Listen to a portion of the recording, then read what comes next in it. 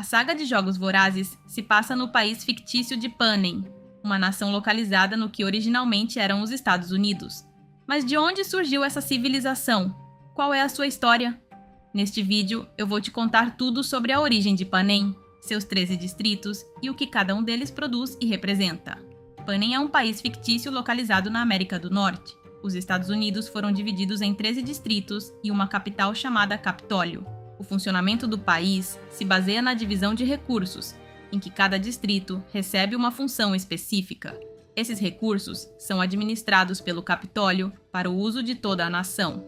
Anos antes dos eventos de Jogos Vorazes, a civilização moderna como a conhecemos foi destruída. A superfície da Terra passou por mudanças drásticas que levaram ao fim do mundo. Grandes massas de terra mudaram de forma. Muitos recursos desapareceram. A atmosfera foi completamente destruída e o nível do mar subiu de forma extrema em todo o planeta. Apenas uma pequena porção de terra permaneceu habitável na superfície. Algum tempo depois do fim do mundo, uma nova nação foi estabelecida na América do Norte, que mais tarde ficaria conhecida como Panem.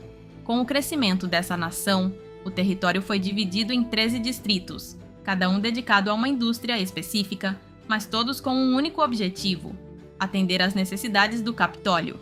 A partir dali, o país passou a ser governado por uma ditadura opressiva e injusta. Os distritos não tinham voz nem voto nas decisões, e até a comunicação entre eles chegou a ser cortada, fazendo com que cada região desenvolvesse costumes e culturas completamente diferentes entre si. Apesar de pertencerem ao mesmo país, o Capitólio acabou perdendo o controle de Panem por um tempo, quando os 13 distritos se rebelaram no que ficou conhecido como os Dias Escuros. Essa guerra terminou quando o Capitólio retomou o poder e consolidou sua dominação, subjugando os 12 distritos e fazendo o 13º desaparecer como punição por sua traição. Depois disso, o Capitólio criou os Jogos Vorazes. Essa punição consistia na seleção de 2 jovens de cada distrito para lutar até a morte em uma arena, até restar apenas um sobrevivente. Tudo isso transmitido em rede nacional. Panem teve vários presidentes ao longo de sua história, todos instalados no Capitólio. Mas o mais marcante e cruel foi Coriolanus Snow, que teve um destino trágico no fim de sua história. Agora que já entendemos a história de Panem, vou te explicar qual é a função de cada distrito, começando pelo número 1. O Capitólio é o maior território de Panem e, por ser a capital, não é considerado um distrito. Está localizado entre as montanhas rochosas, que funcionam como uma barreira natural de proteção contra invasões. É habitado pelos cidadãos mais ricos e poderosos do país, que vivem às custas do trabalho dos outros distritos. O Capitólio concentra a maior parte dos recursos, deixando muito pouco para as demais regiões. Seus habitantes são conhecidos por um estilo extremamente extravagante, usando roupas e perucas coloridas e até modificando seus corpos e rostos para se destacar. Agora vamos aos distritos, começando pelo número 1. O Distrito 1 é responsável pela produção dos itens mais luxuosos para o Capitólio, o que o torna um dos distritos mais ricos de todo Panem. Alguns de seus recursos incluem ouro, joias, perfumes, peles, vinho e produtos de beleza para o cabelo. Por causa disso, o Capitólio costuma preferi-los em relação aos outros distritos durante os jogos. O Distrito 1 se caracteriza por oferecer tributos profissionais, que treinam desde muito cedo para entrar na arena e parecem até gostar de participar dos jogos. O Distrito 2 é outro dos distritos mais ricos de Panem. Também o Distrito 2 é um dos mais ricos de Panem. Seus tributos também são profissionais e, na arena, costumam se aliar aos tributos do Distrito 1, protegendo uns aos outros e dominando os demais competidores. O 2 se destaca por fornecer materiais de construção ao país, sendo especializado na mineração e no corte de pedra. É também nesse distrito que a maioria dos pacificadores é treinada e onde as armas são fabricadas, o que dá aos seus tributos uma grande vantagem em relação aos outros. O Distrito 2 foi recompensado com melhores condições de vida por sua lealdade ao Capitólio durante a rebelião. Ele fica localizado nas montanhas rochosas, perto do Capitólio, o que de certa forma o protege naturalmente. O Distrito 2 é formado por pequenas cidades ao redor de minas. Ainda assim, os trabalhadores das minas sofrem como nos outros distritos, e o Distrito 2 não é excluído dos jogos anuais. O Distrito 3 é dedicado à produção de tecnologia. como televisores e computadores. Antes da rebelião, era um dos distritos mais ricos de Panem, mas depois caiu na miséria, tornando-se um dos mais pobres. A maioria de seus cidadãos trabalha em fábricas e tem grande conhecimento em tecnologia, incluindo como construir e consertar aparelhos eletrônicos. O Distrito 3 é conhecido por sua rebeldia, mas também por ter alguns dos cidadãos mais inteligentes de Panem. Isso fica evidente com a participação de Beat e Wiress nos Jogos Vorazes e, depois, na colaboração de Beat na rebelião, quando ele consegue hackear o sistema de segurança do Capitólio e interromper uma transmissão ao vivo. O Distrito 4 também está entre os mais ricos de Panem. Sua principal indústria é a pesca, o que dá aos tributos uma vantagem nos jogos, já que eles sabem usar redes, tridentes, fazer nós e identificar animais marinhos comestíveis. Assim como os distritos 1 e 2, o Distrito 4 também tem tributos profissionais e conta com uma postura mais rebelde do que aparenta. O Distrito 5 é responsável pela geração de energia elétrica, sendo o fornecedor de energia para toda a nação. Em A Esperança, os rebeldes atacam a represa hidrelétrica localizada nesse distrito, o que faz com que o Capitólio fique sem eletricidade. O Distrito 5 também é um dos mais avançados em termos de estilo de vida, com acesso a vários dispositivos eletrônicos que não existem em outros distritos. O Distrito 6 é responsável pela indústria do transporte, fornecendo ao Capitólio trens e vias de locomoção entre os distritos. Ele também constrói os jatos e aerodeslizadores usados nos jogos para recolher os corpos dos tributos mortos. Sabe-se que a dependência de substâncias como morfina é um problema comum em todo o distrito. O Distrito 7 é um dos maiores de Panem. Seu território é bastante florestal, coberto por árvores e vegetação. Por isso, ele fornece madeira e papel ao Capitólio. Nos jogos, isso também dá aos tributos vantagem no uso de machados e habilidades de sobrevivência em ambientes naturais. Katniss menciona que Johanna tem grande habilidade com machados, o que sugere que ela provavelmente os utiliza desde muito jovem, seja como lenhadora ou carpinteira. Isso indica que muitos cidadãos do Distrito 7 começam a trabalhar com machados desde cedo. O Distrito 8 é responsável pela indústria têxtil, além de fabricar os uniformes dos pacificadores. É um distrito cheio de fábricas, o que torna o ambiente bastante poluído, e seus habitantes vivem em casas pequenas, com pouquíssima vegetação ao redor. O Distrito 8 também é conhecido por seu espírito rebelde. Inclusive, foi ele que iniciou o primeiro ataque durante a Segunda Rebelião, justamente durante a Turnê da Vitória dos 74 Jogos Vorazes. Eles atacaram os pacificadores de surpresa e tomaram pontos estratégicos como o quartel-general, o edifício da Justiça, o arsenal e o centro de comunicações. No entanto, o Capitólio respondeu enviando milhares de pacificadores e usando aerodeslizadores para bombardear os rebeldes. A revolta acabou sendo contida, e as únicas transmissões além de estática passaram a ser execuções públicas de suspeitos de rebelião. Com o tempo, a situação voltou ao normal, mas o Capitólio destruiu uma das principais fábricas do distrito como represália. Quando perceberam que ali havia começado a se espalhar a ideia de rebelião, decidiram atacar diretamente. Ainda assim, o Distrito 8 continuou resistindo. Quando Katniss o visita em meio à guerra, ela é recebida pela comandante Paylor, líder do distrito. Ao saber disso, o Capitólio envia aviões para bombardear a região. O Distrito 9 é responsável pela produção de cereais. É um dos maiores distritos em extensão territorial e é coberto por plantações destinadas à produção de alimentos. Também possui áreas industriais, onde esses cereais são processados antes de serem enviados ao resto do país. O Distrito 10 é responsável pela pecuária, sendo o fornecedor de carne para o Capitólio. O Distrito 11 é dedicado à agricultura. Pomares, campos de trigo e plantações de algodão cercam toda a região. Grande parte da produção é enviada ao Capitólio, apesar da fome enfrentada pela população local. Eles também fornecem produtos lácteos.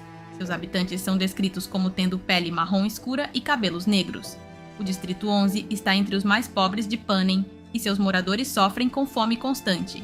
Apesar de produzirem alimentos, não podem consumi-los. Se forem pegos, são punidos publicamente com chicotadas. O Capitólio controla rigidamente o Distrito 11 devido à importância vital da sua produção de alimentos. A cerca que rodeia o distrito tem tem 9 metros de altura e é coberta por arame farpado. O Distrito 12 é o menor e mais pobre de todos os distritos de Panem. Sua indústria era a mineração de carvão, um dos trabalhos mais perigosos de Panem. O 12 é cercado por uma grande cerca elétrica de 6 metros de altura, que supostamente permanecia sempre energizada. A Beta estava localizada na borda do distrito, perto das florestas. Era extremamente difícil conseguir comida ali e muitas famílias viviam na pobreza. Por isso, alcançar uma idade avançada ali era raro, e quem conseguia era visto como sábio. Muitos dos que viviam ali eram os únicos membros restantes de suas famílias, após acidentes nas minas ou a fome. Bem cedo pela manhã, as ruas da Beta estavam cheias de pessoas cansadas e trabalhadores das minas a caminho do trabalho. Tudo nessa parte do distrito era coberto por uma camada de poeira causada pela mineração de carvão. Os moradores da Beta geralmente tinham cabelos escuros, olhos cinzentos e pele oliva. Por isso, Prima e sua mãe pareciam deslocadas na Beta, já que ambas tinham cabelo loiro e olhos azuis, por conta da herança da senhora Everdeen, que não era da Beta e só passou a viver ali após se casar. Ele acabou morrendo em um acidente enquanto trabalhava nas minas. A zona comercial é uma área muito melhor do que a Beta. O prefeito e sua filha Mad, junto com outras famílias como a de Pita Mellark, viviam na parte comercial. Os comerciantes que habitavam essa área viviam acima de suas próprias lojas. A seção comercial faz exatamente o que o nome sugere: troca e venda de bens. Eles faziam intercâmbios com o Capitólio e, ocasionalmente, com outros distritos. A aparência dos moradores da área comercial os diferenciava dos da Beta, já que muitos tinham cabelo loiro e olhos azuis. A mãe de Katniss originalmente vivia na seção comercial, mas se mudou para a Beta para viver com seu marido, que era mineiro, após o casamento. Ele acabou morrendo em um acidente enquanto trabalhava nas minas.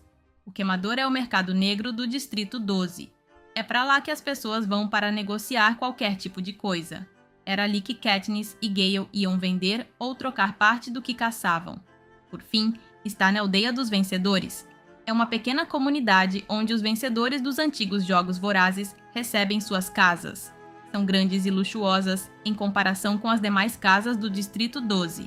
Os únicos moradores da Aldeia dos Vencedores do Distrito 12 eram Katniss e Haymitch.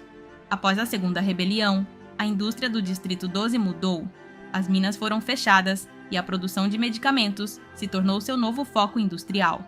E por fim, o Distrito 13. Sua indústria é o armamento nuclear. No entanto, aos olhos do público, acreditava-se que eles se dedicavam à mineração de grafite, mas isso era apenas uma fachada. Após o fim da Primeira Rebelião, o Capitólio fez com que os demais distritos acreditassem que o 13 havia sido bombardeado e destruído, tornando-o inabitável devido às bombas químicas lançadas para reforçar o medo. O Capitólio exibia imagens da superfície do Distrito 13 na televisão nacional, embora fossem apenas as mesmas gravações repetidas continuamente. A verdade era que o Distrito 13 havia feito um acordo com o Capitólio que permitiu sua independência de Panem e sua sobrevivência em segredo no subsolo, em troca de um cessar-fogo. O 13 possuía um grande arsenal nuclear, o que levou o Capitólio a aceitar o acordo e firmar um tratado em que nenhum dos dois lados poderia se atacar, além de garantir que o 13 não participaria dos Jogos Vorazes, enquanto o resto dos distritos acreditava que ele havia sido destruído. Seus habitantes viviam em uma cidade subterrânea, escondidos dos demais. A falsa destruição desse distrito servia como uma forma de o Capitólio mostrar aos outros o que aconteceria se ousassem desafiá-lo. Os habitantes seguiam uma rotina rígida todos os dias, impressa em seus braços. O horário mostrava o que cada pessoa deveria fazer, com atividades específicas e o tempo destinado a cada uma. Algumas das atividades programadas todas as manhãs eram as refeições. Outra atividade era o comando, no qual os cidadãos do 13 escreviam o que queriam mudar ou adicionar em sua rotina. O cronograma também variava de acordo com a idade. Se fosse o horário das crianças, elas tinham que ir à escola, estudar história e outras matérias. Quando ficavam muito velhos para trabalhar, eram designados para tarefas na cozinha ou no hospital. Durante o dia, havia um período estritamente programado de 30 minutos para passar com a família, e animais de estimação eram totalmente proibidos no local por precaução. O Distrito 13 tinha sua própria presidente, chamada Alma Coin, que apoiou a rebelião, embora mais tarde tenha sido revelado que ela era tão corrupta quanto Snow. Acreditava-se que o 13 iria desaparecer com o tempo e, de fato, quase foi extinto após sofrer um ataque de uma pandemia que eliminou grande parte da população. Essa doença fez com que a maioria dos sobreviventes ficasse estéril, o que significava que não podiam repovoar o distrito. Durante os anos em que permaneceram escondidos, eles acumularam um grande arsenal, se preparando para atacar o Capitólio após a 75ª edição dos Jogos Vorazes. Colocaram seu plano em ação e, ao final da Segunda Rebelião, tentaram tomar o controle de Panem. Coin se autoproclamou presidente interina de Panem, mas, após sugerir uma nova edição dos Jogos Vorazes com crianças do próprio Capitólio, Katniss percebeu o perigo que ela representava no poder e decidiu executá-la publicamente, em vez de poupar Snow. No fim, Panem acabou sob o comando da representante do Distrito 8, a comandante Paylor, que pôs fim à desigualdade entre os distritos e, claro, aos Jogos Vorazes. E se você gosta desse tipo de vídeo, a melhor forma de me apoiar é deixando o seu like e se inscrevendo no canal. Nos vemos no próximo vídeo.